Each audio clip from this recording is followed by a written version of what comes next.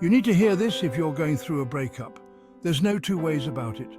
They can rock you to your core and leave you feeling lost and uncertain about the future. Today, we're diving into the 5 stages of a breakup and what you can do to heal at each stage. We're going to get real, we're going to get raw, and we're going to get you through this. If you're new here, make sure you hit that subscribe button and ring the bell so you don't miss an episode. All right, let's talk about denial. It's a tough subject, but it's something we all go through at some point in our lives. This is the first stage of a breakup, and it's your brain's way of trying to protect itself from the overwhelming pain. It's like a defense mechanism, a shield that your mind puts up to keep you from feeling the full brunt of the emotional blow. You might find yourself thinking things like, "This is just a fight. They'll come back," or "They didn't really mean it." These thoughts are your mind's way of clinging to hope, of trying to find a way to make sense of the chaos. And look, it's perfectly normal to feel this way. You're in shock, you're hurt, your world has been turned upside down, and you're grasping at straws to try and find some stability. You're not ready to face the reality of the situation. The idea that the relationship is truly over is too much to bear right now. But here's the thing.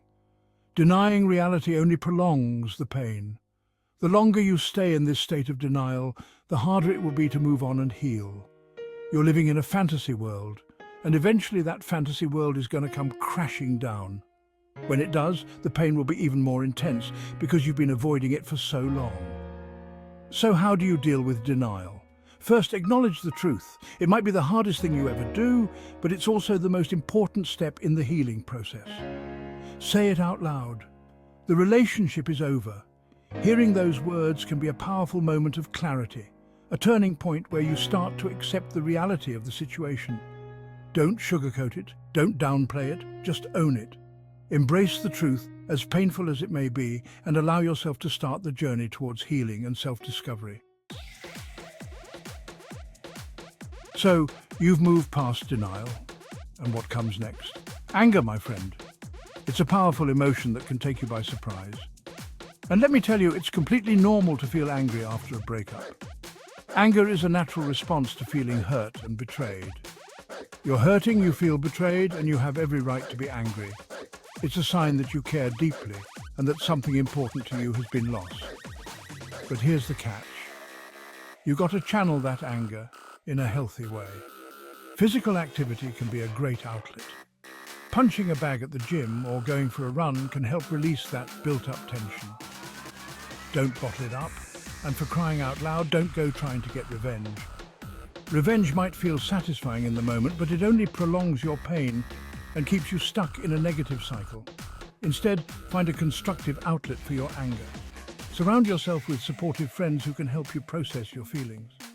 Hit the gym, go for a run, scream into a pillow, or even take up a new hobby that requires physical exertion. These activities can help you channel your anger into something productive. Write in a journal. Whatever helps you release that pent-up frustration. Putting your thoughts and feelings on paper can be incredibly therapeutic. Talk to a friend, a therapist, someone you trust. Sharing your emotions can lighten the load and provide new perspectives. Let it out, but let it out in a way that doesn't hurt you or anyone else. Remember, expressing your anger constructively can lead to personal growth and healing. Remember, anger is a normal emotion, but it's how you choose to express it that makes all the difference. By handling your anger healthily, you pave the way for a more peaceful and balanced life.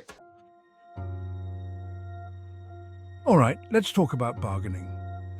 This is a stage many of us go through when dealing with loss or a significant change in our lives. This is the stage where you start trying to regain control. You feel like if you can just find the right words or actions, you can change the outcome. You make deals with yourself, with your ex, even with a higher power if that's what you believe in. You might promise to be a better person, to change your habits, or to make sacrifices. You might say things like, "If I change this about myself, they'll come back," or "I'll do anything to make this work." These thoughts can consume you, making you believe that you have the power to alter the past. But here's the hard truth. Bargaining is a form of self-deception. It's a way to avoid facing the reality of the situation. You think that by making these deals you can avoid the pain. You're clinging to false hope, and it's preventing you from moving on. This false hope can keep you stuck in a cycle of regret and longing, unable to accept what has happened. Instead of trying to change the past or manipulate the situation, focus on what you can control, yourself. This is a powerful realization that can help you shift your energy. This is the time to pour your energy into self-care.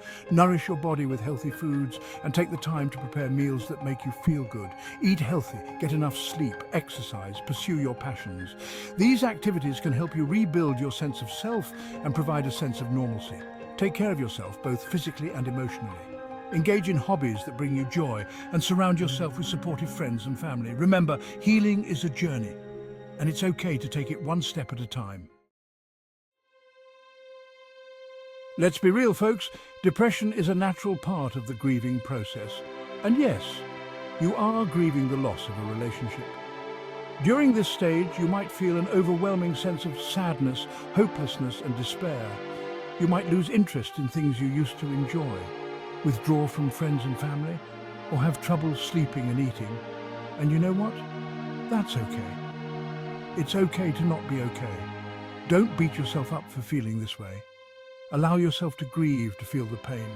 But don't isolate yourself. Reach out to your support system, friends, family, a therapist, and let them be there for you.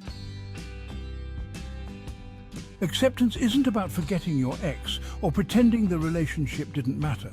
It's about coming to terms with the fact that it's over and finding a way to move forward. You're no longer consumed by anger, denial, or sadness. You're able to look back on the relationship with a sense of clarity and understanding, learning from the experience and growing as a person. This is the time to set new goals, rediscover yourself, and embrace the future. Remember, acceptance isn't a destination, it's a journey. There will be good days and bad days, but with time and effort you will heal. Look, breakups are tough, but they don't have to define you. Remember the 5 stages: denial, anger, bargaining, depression, and acceptance. Each stage is a step towards healing. Allow yourself to feel your emotions, but don't let them consume you.